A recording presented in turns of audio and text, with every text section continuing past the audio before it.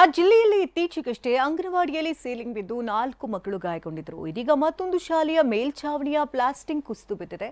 ವಿದ್ಯಾರ್ಥಿಗಳು ಶಿಕ್ಷಕರು ಕೂದಲೇ ಅಂತರದಲ್ಲಿ ಪ್ರಾಣಾಪಾಯದಿಂದ ಪಾರಾಗಿದ್ದು ಶಾಲೆಗೆ ಬರುವುದಕ್ಕೆ ಹಿಂದೇಟು ಹಾಕ್ತಿದ್ದಾರೆ.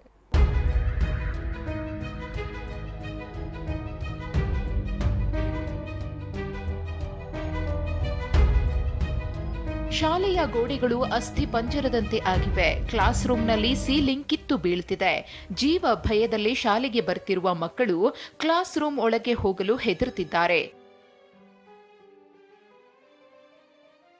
ಇದು ಕೋಲಾರ ನಗರದ ಟಮಕದಲ್ಲಿರುವ ಸರ್ಕಾರಿ ಶಾಲೆ.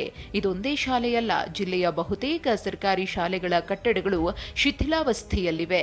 ಸರಿಯಾದ ನಿರ್ವಹಣೆ ಇಲ್ಲದೆ ಅಪಾಯದ ಅಂಚಿನಲ್ಲಿವೆ. ಜನವರಿ 4ರಂದು ಬಂಗಾರಪೇಟೆಯ ದಾಸರ ಹೊಸಹಳ್ಳಿಯಲ್ಲಿ ಅಂಗನವಾಡಿ ಕಟ್ಟಡದ ಮೇಲ್ಛಾವಣಿ ಕುಸಿದು ಬಿದ್ದಿತ್ತು. 4 ಮಕ್ಕಳು ಗಂಭೀರವಾಗಿ ಗಾಯಗೊಂಡಿದ್ರು. ಈಗ ಟಮಕದ ಸರ್ಕಾರಿ ಶಾಲೆಯಲ್ಲಿ ಗೋಡೆ ಹಾಗೂ ಸೀಲಿಂಗ್ನ ಪ್ಲಾಸ್ಟಿಂಗ್ ಕಿತ್ತು ಬೀಳುತ್ತಿದೆ. ಎಲ್ಲ ಕೊಠಡಿಗಳೂ ಸ್ವಲ್ಪ ಶಿಥಿಲಾವಸ್ಥೆಗೆ ತಲುಪಿದೆ. ಮೊನ್ನೆ ಒಂದು ಕೊಠಡಿಯಲ್ಲಿ ಸೀಲಿಂಗ್ ಸ್ವಲ್ಪ ಪ್ಲಾಸ್ಟರ್ ಕಿತ್ತು ಬಂದು ಸ್ವಲ್ಪ ಅನಾಹುತ ಆಗ್ತಿತ್ತು.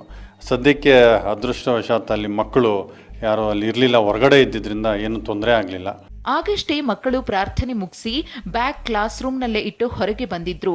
ಕ್ಷೀರಭಾಗ್ಯ ಯೋಜನೆ ಹಾಲು ಕುಡಿದು ಒಳಗೆ ಬರುವಷ್ಟರಲ್ಲಿ ಮೇಲ್ಛಾವಣಿ ಪ್ಲಾಸ್ಟಿಂಗ್ ಕುಸಿದು ಬಿದ್ದಿದೆ. ಕೂದಲೆಳೆ ಅಂತರದಲ್ಲಿ ವಿದ್ಯಾರ್ಥಿಗಳು ಹಾಗೂ ಶಿಕ್ಷಕರು ಪಾರಾಗಿದ್ದಾರೆ. ಈ ಶಾಲೆಯಲ್ಲಿ 1ರಿಂದ 7ನೇ ತರಗತಿವರೆಗೆ 150ಕ್ಕೂ ಹೆಚ್ಚು ಮಕ್ಕಳಿದ್ದಾರೆ. ಕಟ್ಟಡದ ದುರಸ್ತಿ ಮಾಡುವಂತೆ ಹಲವು ಬಾರಿ ಅಧಿಕಾರಿಗಳ ಗಮನಕ್ಕೆ ತಂದರೂ ಯಾರೊಬ್ಬರೂ ಕ್ಯಾರೆ ಅಂದಿಲ್ಲ. ಇದೀಗ ಮಕ್ಕಳಿಗೆ ದೇವಾಲಯದ ಆವರಣದಲ್ಲಿ ಪಾಠ ಮಾಡಲಾಗ್ತಿದೆ. ಗ್ರಾಮಸ್ಥರು ಕಿಡಿಕಾರಿದ್ದಾರೆ. ಆ ಶೆಡ್ಡಲ್ಲಿ ಇವಾಗ ಸದ್ಯಕ್ಕೆ 3-4 ದಿವಸದಿಂದ ಪಾಠ ಮಾಡ್ತಾ ಇದ್ರಿ. ಈ ಶಾಲೆ ಹೆಂಗಿದೆ ಪರಿಸ್ಥಿತಿ, ಯಾರಾದ್ರೂ ಮೇಲಿನ ಅಧಿಕಾರಿಗಳು ಬಂದು ಏನಪ್ಪ ನಮ್ಮ ಮಕ್ಕಳ ಪರಿಸ್ಥಿತಿ ಏನು, ನಿಮ್ಮ ತೊಂದರೆ ಏನು ಅಂತ ಇದುವರೆಗೂ ಯಾರು ಬರಲಿಲ್ಲ.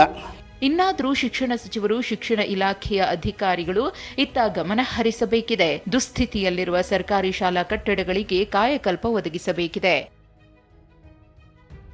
ರಾಜೇಂದ್ರ ಸಿಂಹ, TV9 ಕೋಲಾರ.